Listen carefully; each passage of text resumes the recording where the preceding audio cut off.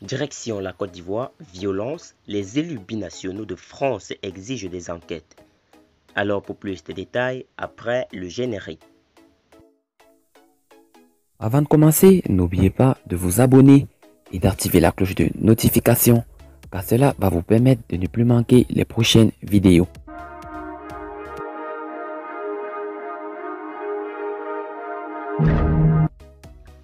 La Côte d'Ivoire a connu des heures chaudes avant, pendant et après le scrutin présidentiel du 31 octobre 2020. Ces violences ont engendré des morts, des blessés et de nombreux dégâts matériels.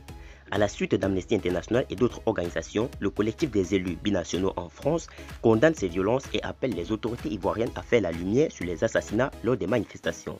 Face aux violences post-électorales, les élus binationaux hochent le ton.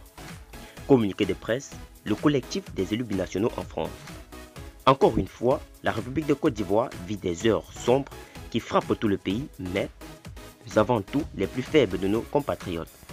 Le collectif des élus binationaux en France condamne avec la plus grande fermeté ces violences auxquelles viennent et qui, à ce jour, ont fait plus de 100 morts et des milliers de blessés. Le CEBI condamne avec force les responsabilités de ceux qui tiennent des discours radicaux et partisans. Enfin, le CEBIF dénonce les militants et responsables et les deux camps qui s'opposent et qui encouragent de tels agissements.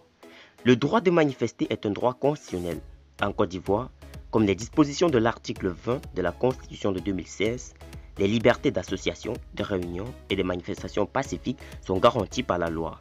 Cette liberté a donc une valeur constitutionnelle en Côte d'Ivoire. Cela veut dire que l'État et sa police ou l'armée doivent garantir l'intégrité de chaque manifestant.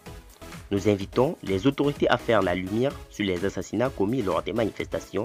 Les Ivoiriens veulent la vérité. Nous appelons la population à ne pas douter. Seule la démocratie assurera l'égalité de tous, préservera la liberté de chacun et assurera une stabilité politique.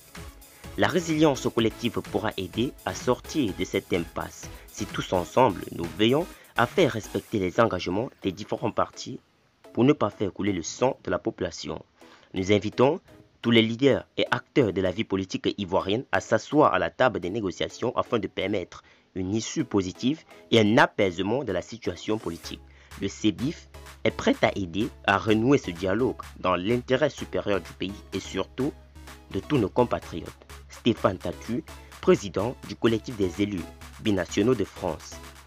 Paris, le mercredi 12 novembre 2020.